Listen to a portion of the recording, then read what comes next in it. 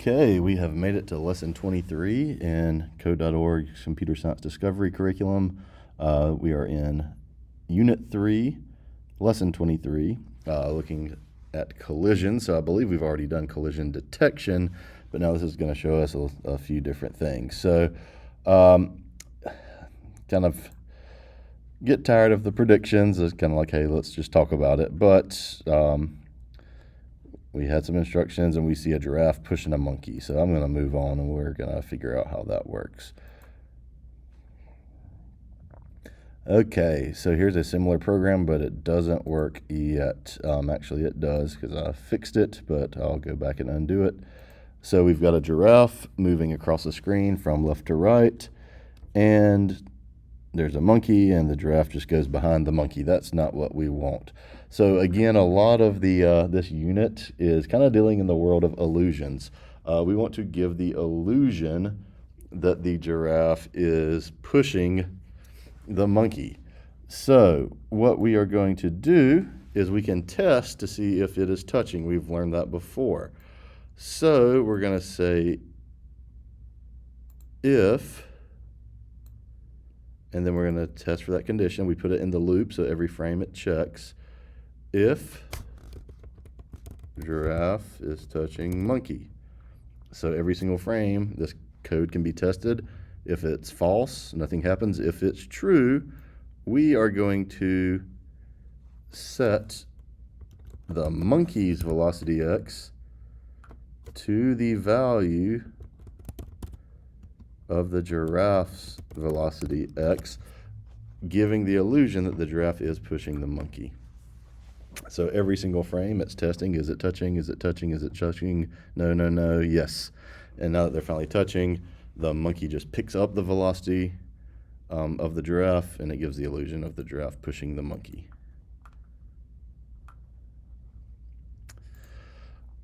Level 3. All right, now the elephant should push the hippo off the screen. Notice that the elephant moves at a random y velocity each time the program runs. So again, I'll just kind of share what I have with you here. So I've already done this one.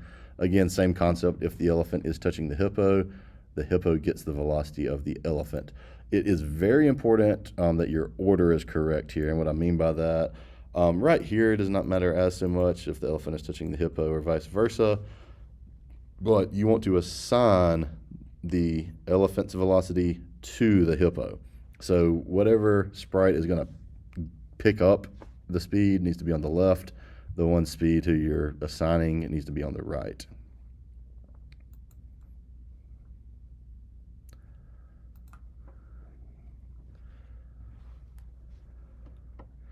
All right, level 4.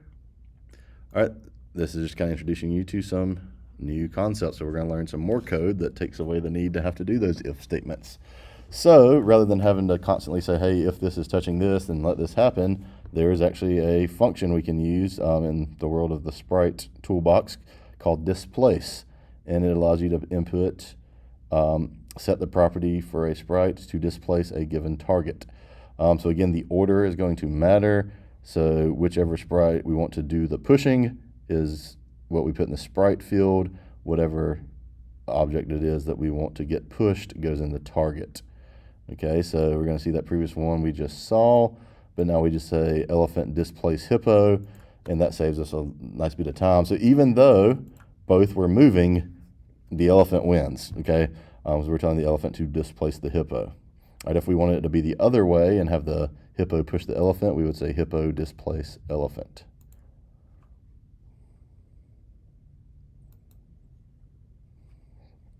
Okay. Now we're going to learn some others. So 3 new types. We have collide, bounce, and bounce off. Okay, so this one kind of wants us to go through and try different ones. So that one looked like the display. Okay, that's the collide. So penguin collide with parrot.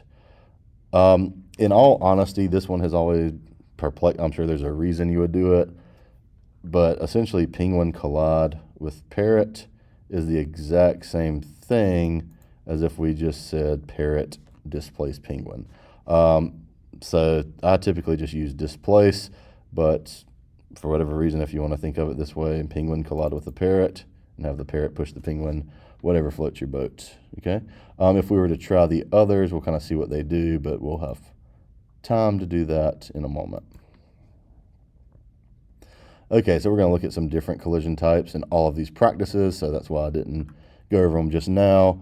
So this first one, the basketball, adding a level of bounciness. So we have two different sprites. We have a basketball and we have a floor.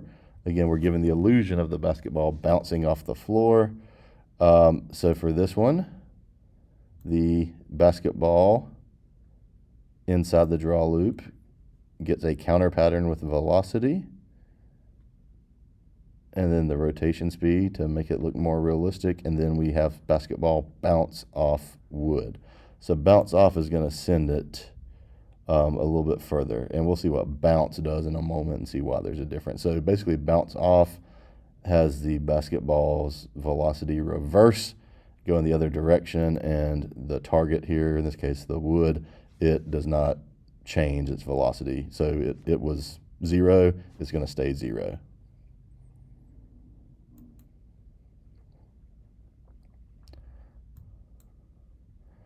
All right, the next one we have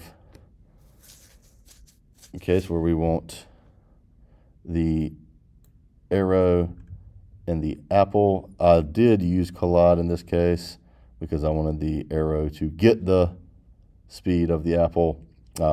So just, I guess, logically, that made sense to me, but technically I believe I could say apple displace arrow and it would stop it as well. So we're assigning the velocity of the apple to the arrow with this one, and it makes it appear as though the arrow is being thrown, it hits the apple and sticks. So again, arrow.collide apple.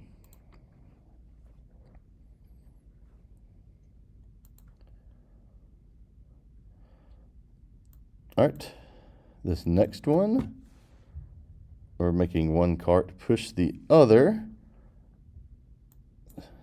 We are going to use bounce. And bounce is kind of cool. What it's going to do is it's going to flip the velocities. So the gray cart dot bounce blue cart, what that essentially does is it takes, when they it tests to see if they're touching. Once they're touching, their velocities swap. So because the blue cart was stationary, when this runs, the gray cart picks up that 0 velocity and it stops moving. The blue cart picks up the gray cart's velocity, which was 3.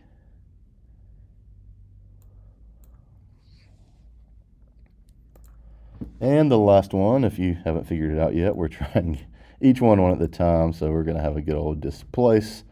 Right here we have a kid walking, actually probably using those little spinner shoes that were popular a few years back because they're not walking. But we're going to have the kid displace the suitcase. So it checks as soon as the kid's touching the suitcase just picks up the kid's velocity.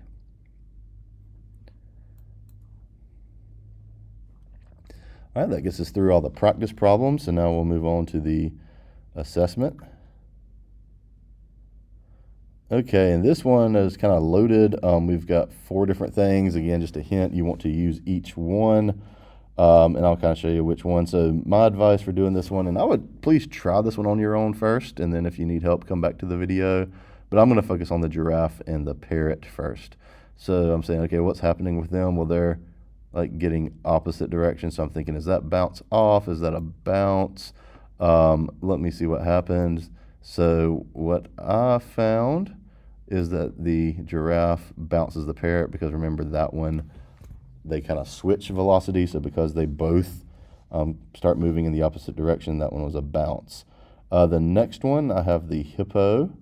I'm looking at it. The hippo kind of pushes the elephant, so I used a displace on that one, so hippo.displace elephant. The third one, I technically could have done the monkey displace rabbit, but so we could use all of them. We said rabbit collide with monkey, and then lastly snake bounce off the pig. If you watch the snake and the pig, all right, the snake kind of gets that extra push. The pig doesn't change, it just kind of keeps doing what it was doing, but the snake kind of reverses course and goes off the other way at accelerated speed.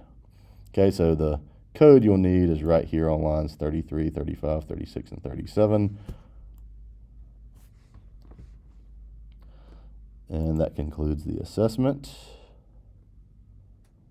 And we're ready for a challenge problem or two. Okay, so debugging colliders. I feel like we did that one already in the previous lesson, but maybe we're doing something extra. Run the code and watch the way they interact. Turn on debugging. Change the gold coin starting X position to 51 and run it again.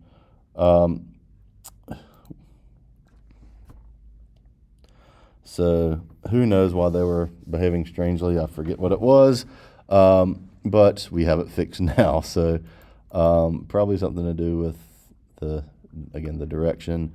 So, and maybe it was a bounce off instead of a bounce. That could have been what it was, but they're essentially going to flip-flop their velocity, so it's going to change the speed and direction, and now we are good to go.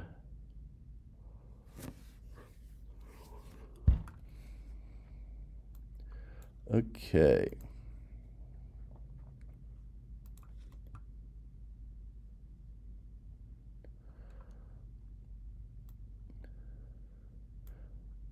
And we've kind of already done a little bit with the colliders. Bounciness. I've done this one before. It's been a while. Let's see what they start us with. So, okay, so bounciness is kind of an extra feature they give us.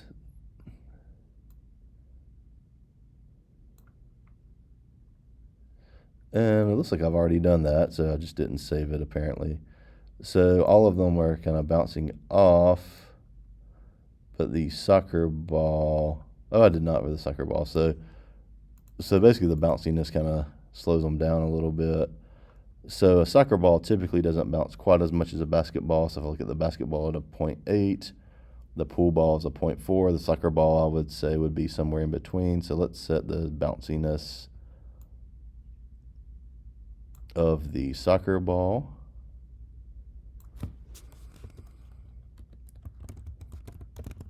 to 0.6. And now it should kind of not bounce quite as high as the basketball, but a little bit more than the pool ball. All right.